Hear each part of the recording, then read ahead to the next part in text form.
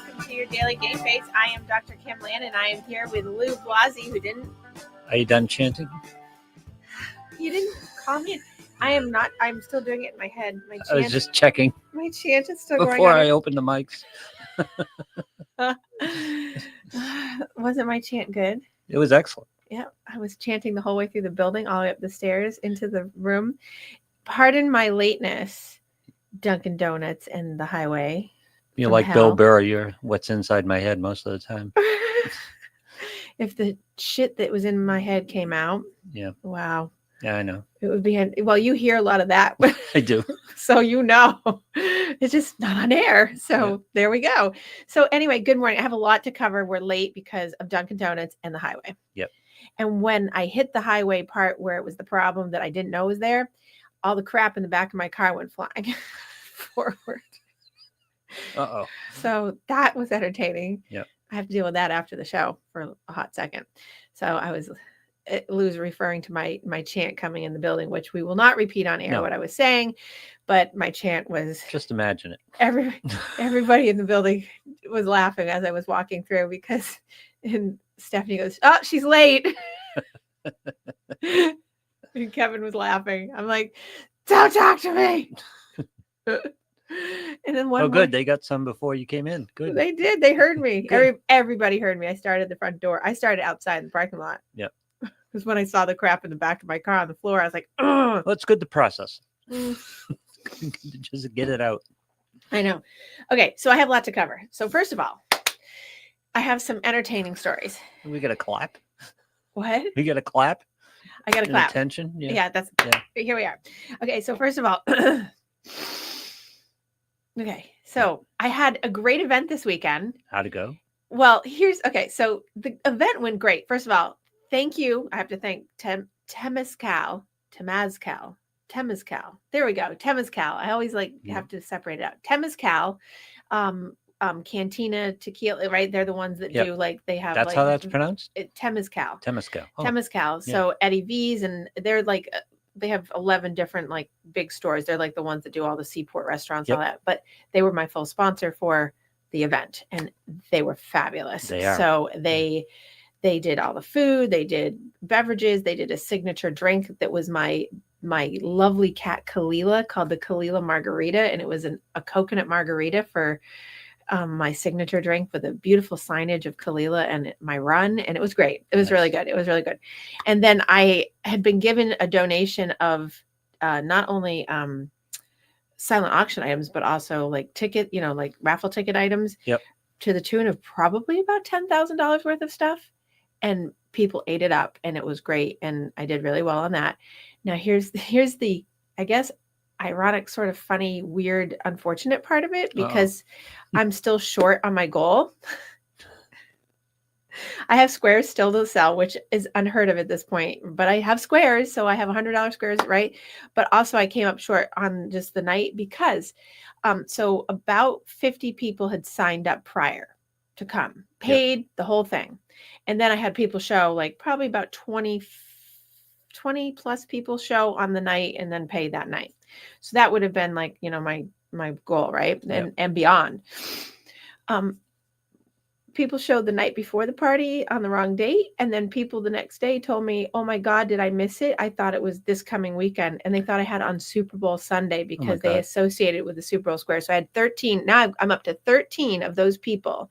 And I've informed the rest that didn't show because they either came the night before it was, or they came, or they're coming this weekend. So I had to call and text and say, "It's over." and you saw the invitation. It was really clear what the date was. I kept advertising it. So February 2nd. I love people, but people were like, "Oh my God, it was Super Bowl squares." I thought it was okay. I would never in a million years put a blast out on Super Bowl Sunday to have a party in the middle of it. No way. So I love you all and I appreciate it. But however, because of that, although I did great, I came up short because of it. So I have to rethink how I'm going to do that next year, because it was really confusing for people, and people were really disappointed because they really wanted to come. So I'm short. So everybody that's listening, Well, let's provide, if Dave will do a comedy set, let's do it live online Oh, we can do just that. for those people. Well, so Dave came and Dave rocked the Ah, I house. bet he did. Oh, he Yeah. was, I mean, so I still had a huge group. I mean, I had a great turnout, obviously, because all these things went, and I had a Travis Kelsey jersey with a Taylor Swift pack with the, with the CD sign, everything signed. And I had the in-season Pollard Brook, also a sponsor of mine. They gave away a 2-night, 2-stay thing that went great. The Inn on Golden Pond, which is my signature sponsor for all my events always, they gave away, that went like gangbusters. Then I had like gift baskets that were worth $250 a piece, that like, I mean, it just was insane. It was great. I mean, but I still came up short. So I'm a little short. Yeah. And so, but Dave opened the night, and he was going to do 20 minutes. He did 45. Yeah. And he could have kept going. Yep. He was a riot, and he picked on me. He roasted me the first 10 minutes. I was going to say, it was all crowd work, wasn't it? Oh, he did. And my niece Abby, she was on the phone, and of course, because Abby's always on the phone, and she's not listening now, so I can say it, but she's always on the phone, and she was sitting like within 5 feet of him. And he finally looks over at her, and he just starts railing on her on the phone, and the whole place was dying. It was so good. Yeah. And then a friend of mine, like towards the middle of it, she was on the phone as well, texting her husband because he was on his way to the event. Yeah. And he then started saying like 508-924. And it was just so good. But he was phenomenal. And then I had Keith Dennehy, who is the musical bingo guy, and he's also the DJ here that's local. I've used him for lots of events. All my friends use him. Fantastic. Like the whole night was just, it was great. Food was great. Everything was great. And it was like started at 4, ended by like 8. I was home and was not knowing what to do with myself while I was watching the Grammys at like 8:30. Nice. I know, right? Isn't that crazy? And then crying because I was like, I'm short. And going, where was everybody? And then by the time I woke up on Monday morning, I had 11 texts going, did we miss it? 11 texts. That's how it started. Now I'm up to 13, but that's because I jumped in front of it and then called people and said, what happened? And they're like, oh, and that's what they told me. So they thought it was Super Bowl Sunday. Yeah. You're not insane. So, and I get it. I get it why people were confusing it, because I was linking it together with my Super Bowl squares. No. And so I get it. But so people felt bad yesterday. So a couple of people chipped in a couple extra squares, but I'm still short because it was so everybody needs to help me out this week, because I need to sell some squares and I need to get to goal, and I'm very close, but right now, just to get to, so I have Super Bowl squares to sell. And I upped the ante, so it's $500 on each of the giveaway payouts. So instead of what I had, so each quarter is, and then, I just lost my train of thought. Super Bowl squares. Oh, so I have to do those, but regardless, I have to do those. But then, to get to goal, I'm about 1,000 short. So you'll get there. Yeah, but yeah. So anybody that wants to help me get to that 1,000 by the end of today, that'd be awesome. That takes so much burden off me. And you can just train. Well, I can just train, but I can also I'll still do some fundraising, but it gets the big thing off my back. So I appreciate everybody. It was so good. It was so much fun. Everyone's like, I can't wait to do this again next year. They wanted longer. They wanted him to go longer. They wanted the musical bingo to go longer. It was probably one of the best events. People like, I want this again next year. So, okay, I'm going to do it. So, but it was like the next day I was like, oh, that was a lot of work. Yeah. So exhausting, So on to the next thing, which is exciting, because I won't tell you exactly what it is, but I'm sans makeup. I've said I'm Pamela Anderson today in terms of makeup, because I have a very big event tonight that I won't tell anybody about what it is, but I know until next week, because I don't want people showing up. I kind of guessed it too. You did. I gave the big part of it. I gave you one little hint, and you guessed it right off the top last week. And I was like, wow, I'm impressed. I was really impressed. So, and I got half of it. I didn't get the other. You didn't get the big part. Yeah, you got the initial thing. So we'll keep people hanging for the week. I got the theme. I didn't get the event. Theme, right? So it's very exciting. It's I do want to talk about it just in the fact that sometimes things in life when you're doing, especially like in the year of you, I felt like it was karmic good thing. Karma can be bad, but also karma can be great. This was a karmically wonderful thing that happened last week over my birthday. And it was just wonderful. And I can't, I'm so giddy, but yes. Isn't this the big lesson though about karma? We'll call it karma because it's a good word and people are familiar with it. But everybody understands the power of the mind and the power of your choice negatively. Yes. They understand how you screw yourself up. Yeah. But they don't understand the positive aspect of it. And if you start tuning it to the positive aspect, it works just as well. Exactly. And I think that people aren't familiar enough with that, that if you train yourself really to, I live at least in my own life. And I mean, certainly there's moments, but I live in most of my life, like in that optimistic, like, put out what you want to be treated like, like, oh, this is perfect. I don't know if I still have it. Last night I was out for dinner and, I got a fortune that was, but my friend got a fortune and she goes, this was actually one supposed to be for you. And she gave it to me. And I was like, oh my God. But she said, this is perfect. She goes, the maxim for life. And then she said, your life, because she says it's the year of Kim. And she said, you get treated in life the way you teach people to treat you. And I'm like, perfect. Yes. And I'm like, I'm keeping that on me. And I was like, 3 shows. Exactly. Yeah. So I think, in terms of like the karmic world around you and like manifesting your destiny, the fact that showed up at the table, even though she was like, this is actually for you. And I didn't get it. It was just like, because the event that I'm going to tonight was like a karmically destined thing in my mind about the fact that I'm manifesting like the positive energy and the optimism and the stuff that, no more toxicity, which actually I'm going to do. The theme of the show today is on, identifying toxicity around you and purging it. And we'll see how far we get with that since we were starting late, but when we get there, that's what I'm talking about. But that whole thing about the excitement of when good things come to you, I mean, good things come to you, but that, sometimes you just have to like manifest them. Yeah. And so this was a really good thing. I have a really dear friend that's really pissed that she's not coming with me. Oh, okay. It's because it's not a +1. Oh, yeah. So it was a you, but not a you and. So I was like, I'm sorry. I'm curious about the chain of how this happened. Well, I can't talk about it. I know, because it's unique. I know. I told you what happened. Did you? Yeah. Okay. I did. It related to this lovely podcast initially. People listening. Oh, that's right. Yeah. Now you remember. Now right? I remember. Yeah. So that's in a nutshell. People were listening to me as Year of Kim and women in leadership and women in like roles of influence and optimism, but more leadership. It was women in leadership and women in like doing good things. I should say. Manifested it. Yeah. Yeah. And it came off of like just hearing about Year of Kim.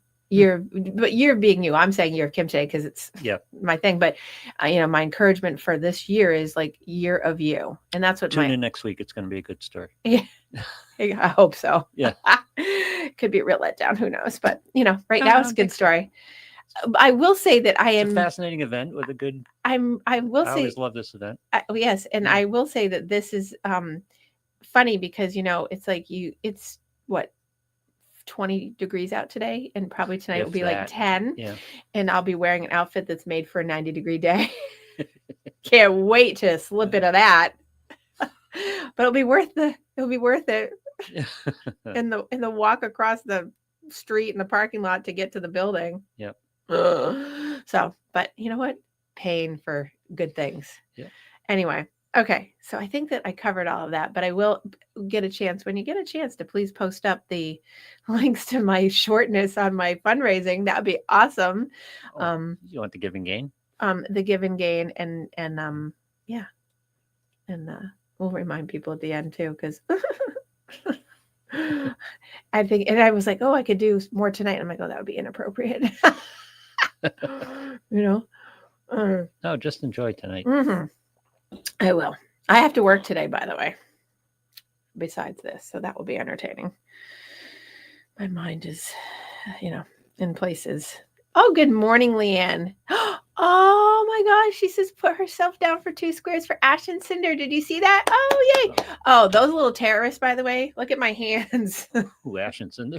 Yeah, they are murder mittening. I have cut their nails more times than I've ever cut any of my cat's nails. And I look at my hands. I was bleeding this morning because they were jumping around on me on the bed and like using my hand as like a tree. Oh, thank you, Leanne. Leanne's so wonderful. She's been supporting me the whole time. So I will put you down. Thank you. My little terrorist, the Yes. Maine Coon. Yes. This Your morning, little terrace is not little. No. Your Maine Coon is huge. he is huge. I heard this noise and I looked up and he was on the bedroom door, like 4 feet up, just clinging to the edge of the bedroom door. Did you look at him and say, doing? What are you doing? Yeah. And did he speak back to you? I used kind of your language. What did you say? Early. My mantra. Yeah. My mantra that I was doing in the whole studio heard me. Yeah. It's a cat clinging to the door jamb, 4 feet up. Yes. Well, as a side, because Leanne's listening, I had a very entertaining moment. They're water babies. They are some cats can be really love water and some cats hate them. Yeah. Oh, these cats are water babies. And we have figured out that we're not sure which one, but there's one sink that's easier and I'll turn it off and they're getting it on. So I'm like, oh, not good. And they sit in the sink together and they're perfect for each other because they are rough and tough together, which is amazing because they're boy and girl, right? So they're brutal on each other. I'm always like, hey, and then they go right back at it. I'm like, whatever, then kill each other. Yeah. Whatever. And they're rolling and they fall off the bed and you hear bang and whatever. But they're in the sink turning it on and like rolling around in the water. I'm like, all right, whatever. And they're in and out of the tub. So I love it, but cats. Got a lot going on there, and all the rest of my old babies are looking at them like, I hate you. They all get along, but they're like, I hate you. Already. John calls it Ozempic for Bean because Bean was 22 pounds. And I think Bean in the past 3 weeks has lost 5. Oh, wow. He's getting active. And well, he's active because they chase and they're having fun. And also Ash, the boy, doesn't let anybody else eat in the house. There you go. He's a cleanup crew. And he does that at the plate. And I'm like, okay. Yep. One of the blade marks on me today was from that. Because I was trying to let other cats eat and he wasn't having it. And he put his paw out and grabbed me. And I was like, dogs, it's so much better. No, okay. We're done with that conversation. All right. So here we are. Moving on because we just spent 12 minutes doing that. But anyway, thank you everybody for coming this weekend. Everybody had a great time. And next year will be even better. And I'll start working on it right away. Especially so that everyone shows up on the date. On the right date. Yeah. It kind of breaks my heart, I'm like, people like so disappointed. I'm like, oh God. And then I go into my head because I'm a normal human being going like, oh God, they won't come next year because it messed up. But I'm like, I didn't mess it up. They did. Okay, so ready for the topic of the day? Toxicity. This is about how to live your best life, but how to live in the area of you. And we all have toxic people and toxic relationships in our lives, or we've had them, and or we have friends that have them, or whatever. And I was like, oh, this is such a perfect topic because I have lots of people that talk about this, and certainly I've experienced it. And, I've told you stories, and I'm sure that some of those people are listening. And that's fine. Yep. That's those people that I can't write the book yet because they haven't died. Yep. I got it. But, now they're all out there going, is it me? Is it me? Well, you'll have to figure that out. If you're asking yourself, probably yes. I don't feel such restraints myself, but yeah. You don't feel the restraint to not say who it is? Wait till they die. No. Oh, yeah. Well, yeah. We're a very litigious society. I'd like to not be in litigation for a decade or two, just over something, stupid. So, okay. So, I'm going to talk about it in terms of like relationally, and you can put it in relationship terms of like whether it's your family, whether it's your relationship with a spouse or a significant other, friendships, and or it's global. It doesn't mean just work relationship. It could be, it could be anything, right? So I like to keep things so that you can generalize them and globalize them, right? So there's no real clear definition of what a toxic relationship is. It has, when I say to you, Lou, like, what is a toxic relationship? Like, what first comes to mind? Anything that robs my peace. Okay, so see, you're enlightened because you've done therapy. So if you weren't saying that, most people, Yeah. when I ask that, it goes right to the first answer, which is physical. Someone's physically abusive. Oh no. And that's, and that's not it. And you see that a lot in the mainstream life of, like, even if you're in the, because I work stuff in the court system sometimes or whatever, they put such an emphasis on physical, tangible things that are like, you can see it, you can feel it, you can touch it. It's like right there. But that's actually a small, if not insignificant, I shouldn't say that, but it's small, minimal comparatively to the bigger aspects of what toxicity is in relationships. It's much more far-reaching. Yeah. And so physical is obviously like there, and it's like, that's a, toxic, and then it gets into abuse and all those things. We're talking about like kind of patterns that happen in really kind of everybody's life all over, at least in little bits, if not more, and then even bigger, right? And so you'd have to figure out where that is in your life. But so there's no true definition necessarily of like the toxic relationship. Obviously, if you are in a physically or emotionally abusive relationship, that's a toxic relationship, right? But a toxic relationship can be toxic even when it's not abusive.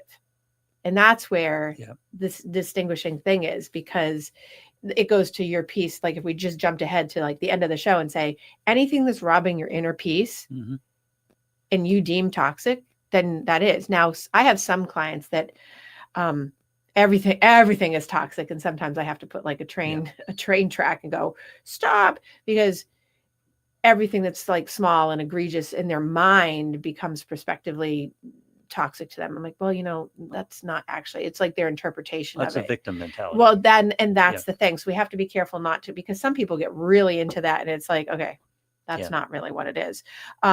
So relationships or things that happen that are harsh, malicious, harmful, manipulative, those all kinds of things like that can be, toxic communication with each other that's unhealthy, or one person being consistently unhealthy in communication while another person's trying to be healthy, but it's taking away the ability to get resolved.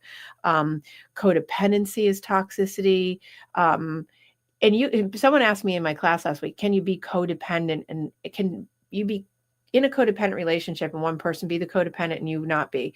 So as a quick aside, codependency, obviously you don't necessarily have to be a participation partner in it, but if that one person's really codependent on you and you're trying to be independently healthy, as long as you're not enabling the other person, they can still be codependent on you, but as long as you're not feeding the source and you're getting out of it. And people are like, really? Yes. Because codependency gets such a negative tone to it, but there's so much codependency in our society that it's hard to kind of untangle. But it's almost the relationship model. Well, it has become a relationship model because it's the underpinning of like addiction, and addiction to relationships is codependency, so it's, and what is the opposite of addiction? Connection. And when you're not out of the addiction behavior and you get into a connection, then the connection becomes addictive, therefore becomes codependent, right? So and there's your toxic relationship. So it is possible to have somebody be independently codependent in a relationship while the other person's trying to maintain their sanity. As long as they're not participating in enabling the other person, right? Which is a whole nother show. And people are going to be like, what does that mean? Not today's show, but I could talk about that more. Simply, it means don't train them to treat you that way. Well, exactly. So if you're not training them to treat you that way and they're still treating you that way, but you're not accepting it and you're still living your life and you're not being impacted and your inner peace isn't, then you're not in it. Do not reward behavior you don't want. Right. Exactly. Yeah. Exactly. Simple. So, and I think on that note too, because and I'll talk about this more, is that when a person who doesn't like that aspect, that you're not feeding into it, you're not giving to it, they get mad about your reaction to their bad behavior. That should be a sign to you to just keep doing unapologetically you. You do not have to apologize for being a boundary setter when they're out of control and you're in control, that doesn't mean you're controlling them. That means that you're in control and you're not going to allow them You're to just not participating. you're not participating, you're not Yeah. letting them permeate your boundaries. And oftentimes you see in whether it's at work or friends or what, no matter what, you'll see people get really mad at that and they'll fire back harder with their own toxicity, whatever their thing is. Usually I see it as gaslighting. You'll see more and more of that, the blame, shame, crazy making, forgetting I didn't say that, like, all that kind of stuff. You'll see a lot of that. And it's really about the person who's being toxic. That's their strategy. The toxicity is because they cannot manage that you're putting up a boundary because they deem it as you're controlling them. You're not letting them be them. Right. You're not going to be that way and then expect me or you to do that and expect it to go okay. Right. So we'll talk about that. So you can see a lot of narcissism in toxicity. So if you see narcissism, that's that insecurity of, feeling like they have to overtalk you, be in the right fight, win at all costs, have to one up you. That's, and still loops back. These are all looping back into codependency too. So maybe the show's really going to be about codependency. Who knows? These are all things that really can be construed as a relationship that's abusive, if you want to call it that. And at the same time, there's so much of it around us that it's just like, you've got to be able to, whether you're walking through the grocery store and someone's rude to you, or whether, someone says something on social media, like toxic behavior can be around you, and you have to be able to protect your inner peace on that so that you can live the year of you in the best way. So you don't have to take that. You don't have to be apologetic for being a boundary setter of, I will not allow you to talk to me or to treat me or to do whatever it is you're doing that will take away my inner peace. And if you don't like that and you have to fire back at me in a way to try to get me off my track, that you have to be able to recognize that that is part of that toxic cycle. And you just stay the course. That's what I keep telling. I have a couple like women clients, and I'm like, stay your course. Do not move off your course. Stay your course, because, either they're going to move with you, they're going to stay the same, or they're going to regress. And in these cases, I have a couple stories I could tell today about, most of the time, nobody moves with you because they stay the same or they get worse, because they are trying to pull, the crabs in the bucket. They're trying to pull you in because they don't look at their own behavior, and they'll say that they're taking responsibility and accountability while repeating the same behavior over and over. And it's like, no, this is not how this goes. So exactly. So being in the relationship too. So how does it impact, people say, oh, my self-esteem, I don't feel good about myself. You see people manifest it in like overeating, eating their feelings, drinking, doing things that are then become more toxic for themselves. And if you don't hold a good boundary for yourself around how to protect yourself and like shield yourself in health, then that's going to become a pull for you to just pull self into it. And then your self-esteem drops. And then you have self-doubt, and you get paralyzed sometimes emotionally. You get debilitated in ways. Some people get very psychosomatic and get headaches, or they feel sick to their stomach all the time, or they, you see people break out in acne more. These are things that happen as a result of it. So, okay. So what are signs? I will never get through all the signs because there's so many. What are the signs that you have toxicity around you, right? So first off, hostile communication. Now, hostile communication, and when I talk to clients about this, people will often say, oh, it's, when someone's just being mean or they say things. Hostile communication is not just that.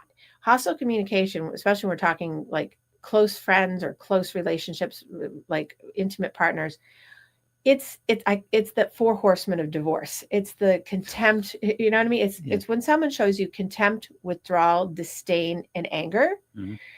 That's hostile communication. When someone turns their back and walks away from you in a conversation and puts their hand up, I had this great example one time of a therapist that I'm a colleague to, that she has this technique where she shows couples a video, and she has no sound on it. and it's such a, I've used it so many since I saw her do it. I'm like, oh, this is a really good technique. So she uses that. And so she has a video clip of a movie where it's a couple in a relationship having like a massive argument. And she asks after the clip's over, tell me from, and she usually, she, in the case that I saw, she had the person who was the toxic person. She had them say what was going on in that to see if they had empathy. It was a test of empathy and to see. And the person got it right, but the person in life was not getting it right. They weren't able to do the empathy piece. They didn't see, like, because it was an example of the four horsemen. It was like the person like yelled and screamed, barked at the woman, and yes, it was in, I'm using a heterosexual example, so it can happen, I think. Barked at the woman, did all these things, you could see it. Then she tried to talk. The man put his hand up, turned his back, walked away, and she was still trying. And he, you know, you could imagine he was muttering. And then he turned back around, said something, whatever. And so it was it was disdain. It was, you could see the disdain, the contempt, the withdrawal, and like the anger, and it was controlling. And it was an example in the movie of like, this is how he was controlling her. And so it was a perfect example that she was saying, in this couple relationship thing, this is what's happening. And the man that was being used as the example, and when I watched it, he was like, I didn't see it as control, but it is. It's very controlling to take that, and it's toxic to take and control a situation by, bark at someone, yell at them hard enough, or say harsh enough things, and not even yelling, because I couldn't hear it, but it wasn't yelling. It was just harsh enough things to shut a person off, to shut them up, because that person is uncomfortable with what was being said or being talked about, and their uncomfortability with the situation brought them into a place where they had to control the situation, thereby controlling this person by doing 4 different tactics to get it to stop, so that they would have the ability to like function. And they almost always move the argument, usually reverse always it. Yeah. Well, and the reverse is the Darvo, right? Deny it, attack the person that's talking to you about it, reverse the offender. Now they become the victim, and the person sitting there becomes unreasonable, you're being dramatic, you're being right. And it's because it's a blame. It's because I'm angry because you were angry. I'm sorry that I said that, but it's because you're so angry at me. That is toxic. That is a blame. That is a shame. And many people don't see that.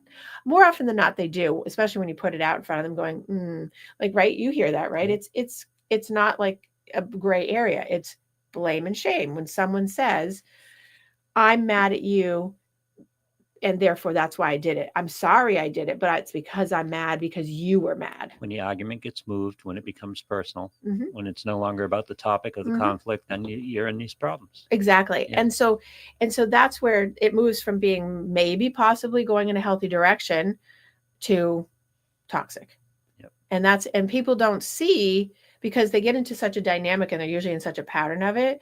And that's when it's hard when you have one person. I have like a couple couples that I work with that have this problem, and they're much better now, but they didn't, one person didn't see, like, that's not control. I was like, you're controlling the situation. That's how you're using these multiple toxic tactics to stop what you feel uncomfortable with, because you don't want to deal with it. You can't deal with the issue, so you move the argument. So you move the argument, and it's and I have one particular set of people that he moves the argument ad nauseum, and has been doing it for the better part of at least 2 decades, just moving the argument, and they never get resolved. So she's very resentful, and so now she's doing someone's trying to express a concern, and it gets turned on them, and they become the problem. And so that's a double frustration. You're being blamed for something that's not your fault, right? And you're not getting any resolution on the initial argument. Exactly. And when you have a partner or you have a friend that doesn't believe that they're doing that because that's too painful for them to look at, then it usually they double down on it with other tactics that are toxic, right? And you see that in friendships. You see, I know I always beat this drum, but just social media comment sections. Well, yeah, it's all over the place. Definitely there. Social media, definitely. And then I see it in young people. Like I see it in like teenage relationships, teenage and early 20 friendships. Teenagers lack self-awareness. And is that what you're telling me? Well, some do, yes. Um, so the here's things that come in hostile communication so that I can get past the first one. So criticism, um, and being critical. Like if I say to you, Lou, hey, do you mind putting the toilet seat down? And I've had to say it to you for 50 times.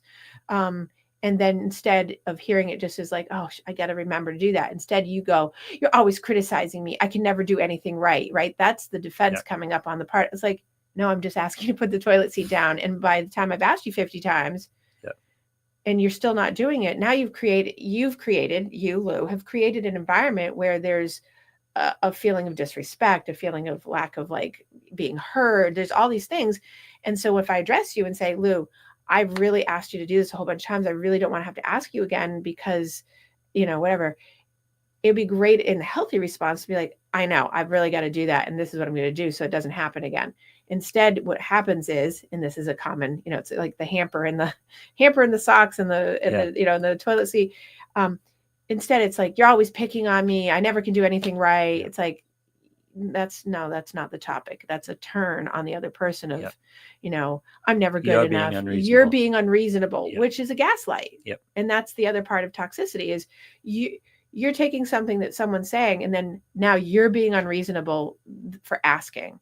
I wouldn't have to ask 500 times if you had done it the first one or two times to show respect, but you don't. And then it's now my problem. Again, that's that whole, I'm uncomfortable with the fact that you're calling out a behavior that is not healthy, or you're calling out a behavior that you don't like and you're requesting it to change. And God forbid you do that. So now I'm going to attack you. Yeah. And so that is a common pattern and that doesn't make it on its own abusive, but when you add all the other things in, it can be a really toxic pattern, right? And friends do that to each other. Social media, like you just said, social media is notorious for, well, you said this and I said that, and now I can't even go into it. I had a whole thing I over know, the and weekend. it's training people how to treat each other. Right, exactly. So it's coming into relationships. It's coming into, work. It's coming in everywhere because this is how we're training each other to deal with each other. Right, and it's interesting that you say that because I had I don't know, a couple days ago, I had put up a thing on social media. I didn't put it up, but something was up, and I posted up something like healthy about that's an apples to trucks. I like that apples to trucks comparison. It doesn't really go that way.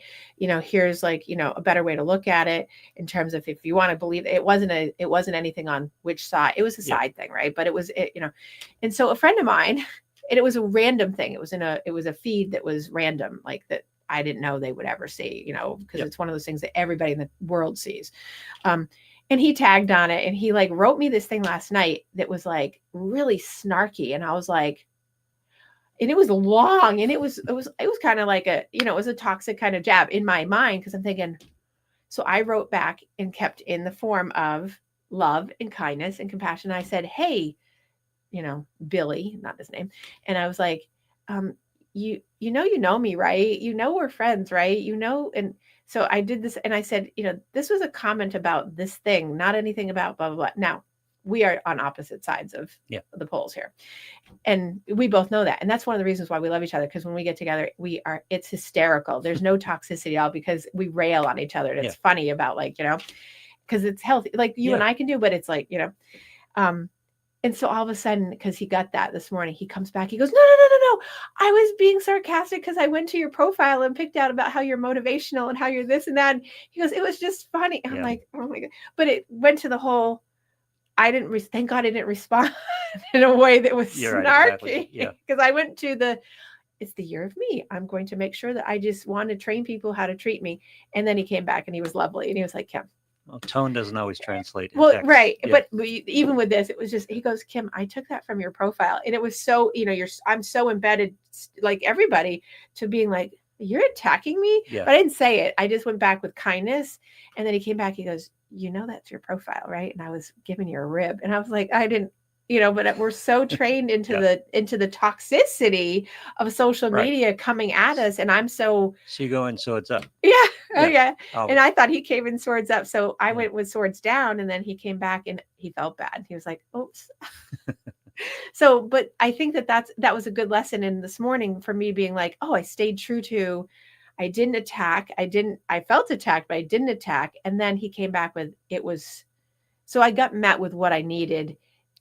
And because I didn't do what could have gone terribly wrong. And I was like, this is so unusual that you would, I didn't realize that you didn't know me. And so it was good. But it's just those little nuances that can happen, whether it's on social media or in person, that can go really badly if you take it personal, and if you don't clarify and you don't try to look for resolve. And that's part of a toxic pattern, is to try to live your best you. If you can't get a resolve with someone, that's on my list today of like toxicity, people who avoid resolve.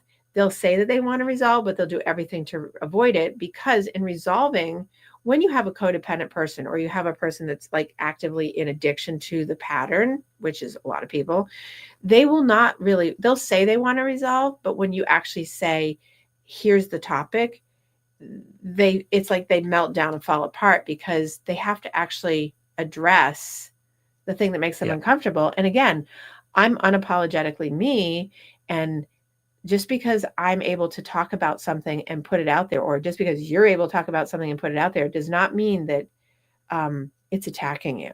It's not meaning that it's about, let's just put it on the table and get it clarified so we can move forward. Instead, people will loop, and they'll do these tactics like walk away, run away, stay away. There's like, it's the disdain, the withdrawal, and contempt. People would rather be right than right.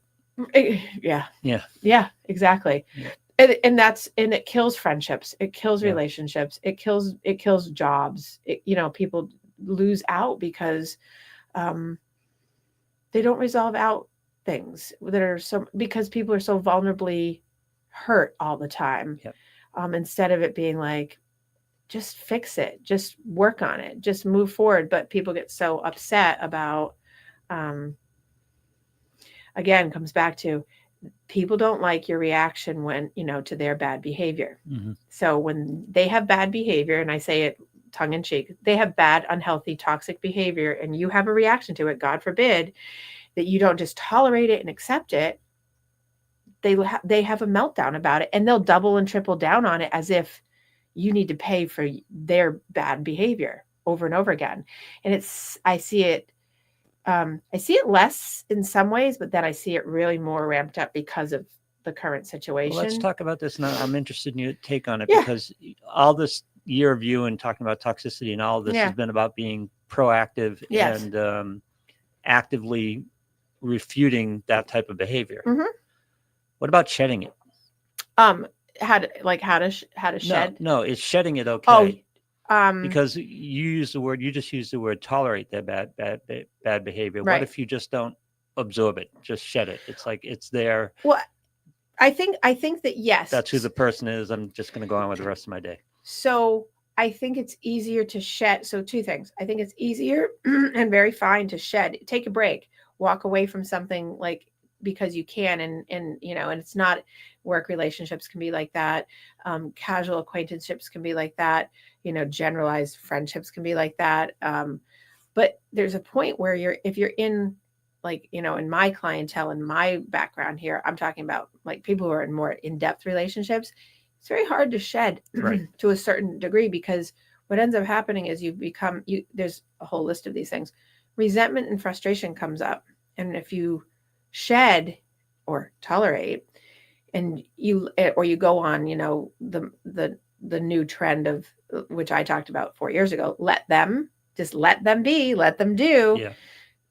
That also can come back and bite you, because if you go and live your life, if you're doing that and you're trying to be in relationship with another in any way, and then that's what your life is, why?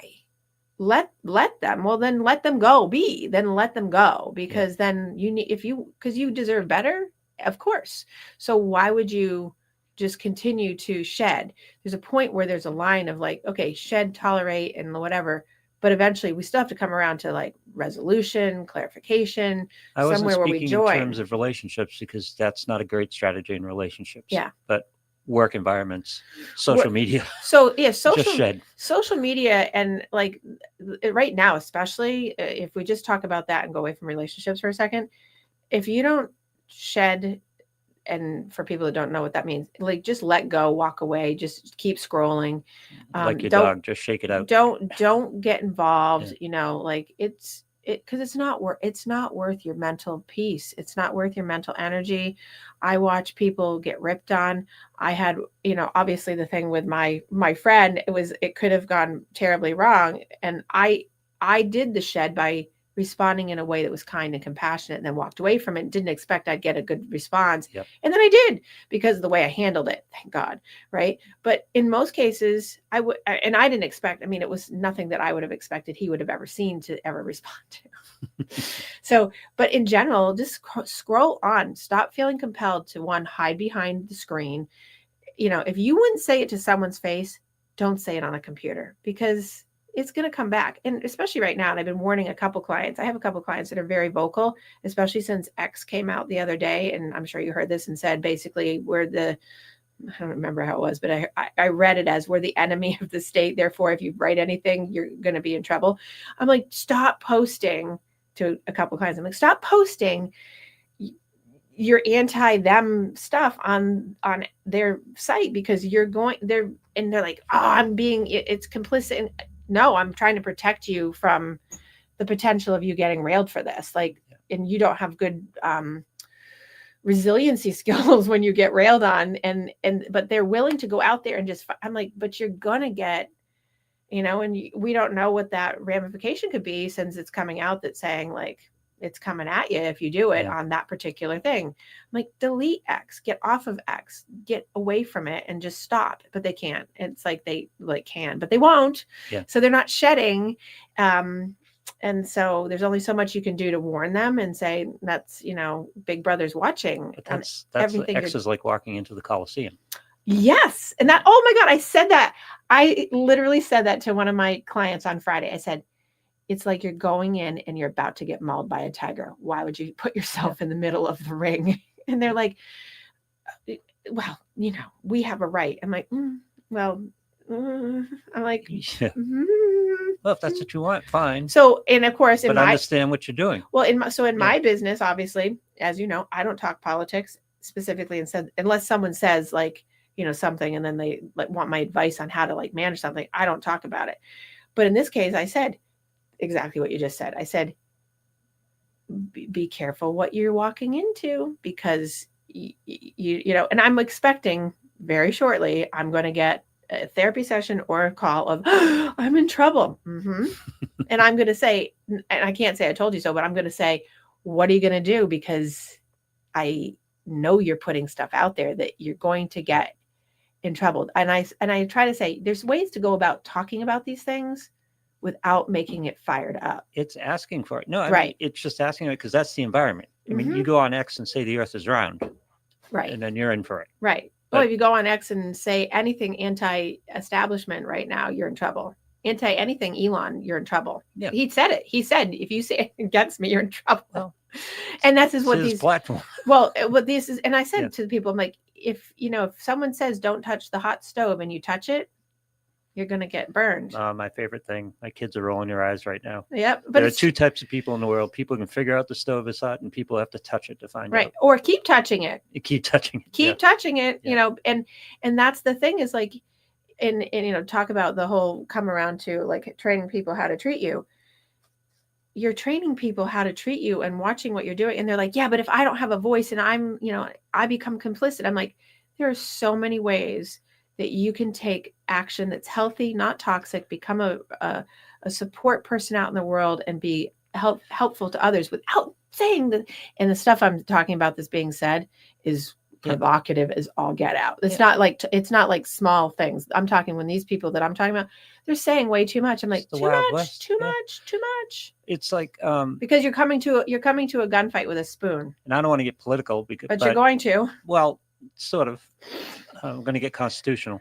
People talk about free speech all the time, and they talk about got to have a voice. Right. You get to have your voice. You get to have free speech. You're not free of the consequences. That's the thing. Well, that's what I was trying to say tell. What you want, right? But and when you're in that space of thinking that you won't have a consequence, and the response that I in my head I hear one of my clients saying, well, if I get a consequence, they should have a consequence. Like it's, and I'm like, no. I said, not in this case. In this case, you will get the consequence. They won't, and they have more power over you as a power differential, and you will be in trouble for this. You walk in the Yankee Stadium and start chanting "Yankees suck." Yeah, there are consequences. That's you right. can say and it's the have same. fun. It's the same thing. It's like, so it's so hard because people, it goes back to the right fight, but I'm right. And I'm like, you are not going to convince someone who is believing in, purple reindeer that fly backwards, that purple reindeer don't fly around the room backwards. Stop. Earth is round. Right. Exactly. So again, don't touch the stove. Exactly. Don't touch the stove. But on a smaller scale, in day-to-day life, especially in work environment, relationships are a whole different subject. But in work environment, you have people that you gravitate to because their energy is higher. Right. Well, they have a higher vibration of energy. Right. And you're dealing with the same problems, but they're positive about it and help you. And then there are people who are just bitching and moaning all the time and just drag you down. You don't get any real help. Well, I think when we're talking about, and I would make this distinction on a generalized way, not specific, is that when we're talking like social, I'll continuum it. So social media, everyone's hiding. It's like on that continuum. Super low frequency. Yeah. Everyone's got high vibration in terms of like intensity, but not the same kind of vibration in terms of like compassion and love and kindness. No. And at that low vibration, there's a lot of disenfranchised people who will do this, who will say the things that they can say because they don't have anywhere else to say it. And it's like they've gotten permission to do it. Yep. And so you've got that whole thing. That's where I see social media. It's like, this is a place for people who feel like they can attack other people and go at it. And then if you're participating in that and you're a person that's a higher vibration or higher frequency, which means that you're able to think through this, you're able to be kind and compassionate, you have empathy and you're looking for it, that's not the place you're going to get it, because you're going to get attacked for just the fact that you had something compassionate or kind to say. You're going to be considered woke as a bad thing. You're going to be considered liberal. You're going to be considered nasty. You're going to be considered, stupid, like all the things. Don't put yourself in that position, because it's a waste of your mental energy. Yep. Then when we go into the workplace, no position is safe. Right. And exactly. And then when you go into the workplace and you start going up the continuum, you have a higher sense of you have similar vibrations, but people are going to be more able to talk most of the time in a better way, and or stay away from it in a healthy way, because it's not appropriate. It's going to cause a problem. They know what to not do. Now, you should not avoid things just because it will cause a problem, but there's ways to talk about things: delivery, tone, certain words matter, those kinds of things, because everything impacts in that way. Now, when we talk about relationships, we're on high vibration. Yeah. We're in the most, I would say, the highest vibration and frequency of like intensity, passion, commitment, investment. And that's where, where I'm really centered on in terms of like, all of it counts to all of these things. But when we're really talking about, people who have control issues, people who have inability to really foster healthy dialogue with you, it's going to be, if you're not able to do it on social media and you're struggling up here, Houston, we have a problem. Yep. And I didn't get to all this, and we're going to have to end because I know I have a show behind me. But I will come back and go into this more, because I have a lot more in depth about this. And I wanted to bring up a basic skill set topic. Right. I wanted to talk about a client. Right. Yeah. I want to talk about a client specifically, not a client specifically, but a client case that is so indicative of this whole controlling toxic environment that I think speaks to a lot of people and what a lot of people go through, and how hard it is when people get turned on by their friends or their partners, and controlled in a lot of ways that the partner or the friend would think that's not controlling, when in fact it absolutely is. So that will be next week's show, on top of me coming back and talking about what I'm doing today. Oh yeah, that's right. And the Super Bowl. So who do you want? Eagles or Chiefs? Eagles. I can't decide. Eagles. I don't want the Chiefs to win, but I don't want the Phillies. I don't want them to win either. Well, I like both teams, and I have investment in both teams for a variety of reasons. But I just want the Eagles to win because I like the Chiefs, but I'm sick of it. Well, I'm not sick of it. It's just it's the underdog. It's the let's go. But I don't know. But they're from Philly, and I have problems with that. I know. But whoever wins, I'm happy for them both. But I would love to see the Eagles win, just because. Yep. You know, there's so many good stories in their player list, and I just love that. But who knows? Saquon would be great. I know, It right? would be great for him. I know. And he was on this morning on TV, and it was really good. So, but anyway, so everyone have a great weekend. Don't forget, help me get to say hi to Chris before you go, Chris Diorio. Oh, hi, Chris. Yep. Good morning. Good morning. Hi, Chris. And now I got to go, but I'll talk to you later. Thank you guys. And go give me more donations. Thank you.